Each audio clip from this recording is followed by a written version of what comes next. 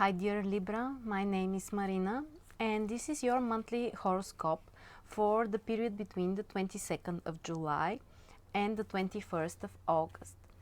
And basically in the beginning of this period, on the 22nd of July, the transit sun will enter Leo. And for you this will be your 11th house. And of course the sun will stay there for 1 month, so we can say that 11th house will be the most important house for you during this month. It means that this is a wonderful time to focus more on some social activities, things that include doing something together with your friends or with partners, but these are not so much your closest partner or someone that you worked one-on-one. Instead, 11th house is more about the big groups of people or communities that you are part of. And you may notice that your social life is much more active, much more dynamic. It's important that basically the transit sun will join Mars in Leo, because Mars entered Leo on the 20th of July.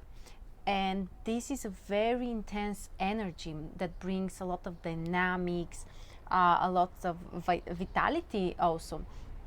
And there can be lots of dynamics here. So for example, you might be really motivated to do something together with these people, because Mars on the other hand is a planet that is related with putting some efforts on something, fighting for something. So that's a wonderful time, for example, to fight for some kind of social cause that you may have, something that you do together with others. And also on the 23rd of July, we have a new moon in Leo. Of course, this is again in your 11th house.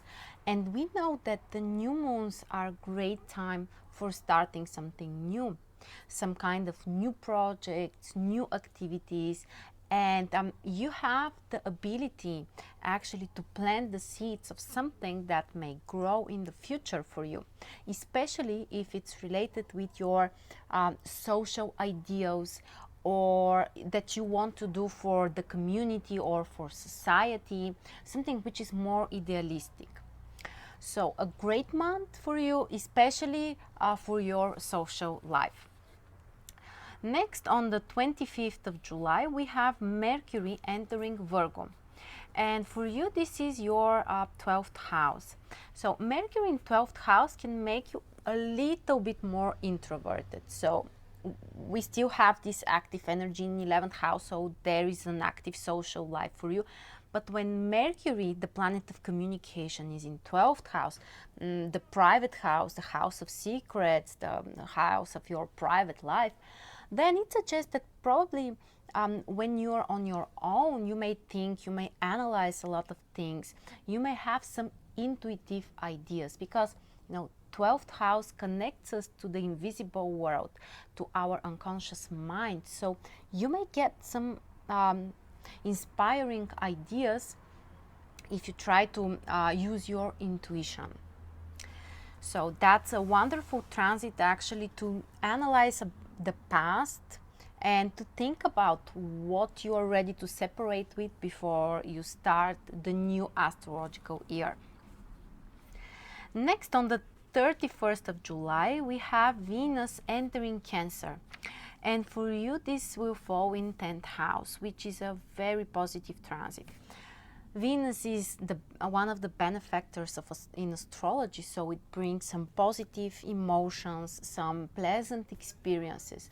And 10th house is one of the most important houses. It's related with our public appearance, with our career, with our goals in some way.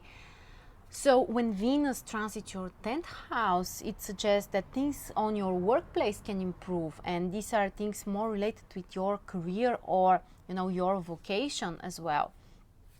Communicating with authority figures also can be very beneficial for you. So for example, if you need to have some important negotiations with your boss or other authority figure, or some kind of manager, Venus in 10th house is the best transit for you. You may feel more harmony actually on your workplace, and the communication can be very smooth and kind, and finding compromises in your work can be easier when Venus is in 10th house. Then on the 3rd of August, we have Uranus going retrograde. And Uranus will be stationary on the 29th degree in Aries, which for you is your 7th house. So basically it will affect the area of relationships for you, which we know is very important for you, Libra. So Uranus stationary has a very intense energy. And when Uranus is so strong, so accentuated, it can bring some unexpected surprises. Sometimes they're shocking, sometimes they're, bringing some tension. But we need to go through that, of course. And this might be related with some unexpected situations in terms of relationships. For some of us, this might be, some sudden changes and the need to to change your perspective about partnerships and relationships. So be prepared for some surprises in this area of your life. And then on the 7th of August, we have another important event. This is the full moon and lunar eclipse at the same time in Aquarius and Leo. And for you, this will fall in your 11th, 5th, and 5th house. So the lunar eclipses are more than just a full moon, because we have also the nodes joining the sun and the moon at the same time. That's why these events are more karmic and they have a longer impact on our life. This impact can last from 6 months up until 3 years. And for you, 11th and 5th house, this is about your social goals. This is about your personal desires. This is about changing something in this area. So, for example, if you had some kind of social activity that has been extremely important to you, or some kind of social ideals that you may have, personal ideals, now you may need to change that. You may need to find the balance in this area. Also, there can be a materialization, so you can achieve some visible results in this area of your life. And finally, on the 12th of August, we have Mercury going retrograde. Mercury will be stationary on the 12th degree in Virgo, which for you is your 12th house. And when Mercury is retrograde in 12th house, it may not be so obvious, the impact may not be so strong for you.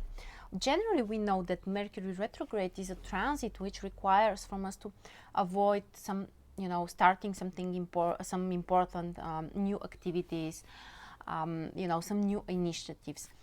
But when Mercury is retrograde in your 12th house, this is a great time to think about your past, to analyze things, to try to set free from some unconscious models of beliefs, of way of thinking, which is not beneficial for you, and to try to leave that in your past. And so generally speaking, focusing on your past, analyzing, sometimes even investigating your past can be a good way to use Mercury retrograde in your 12th house.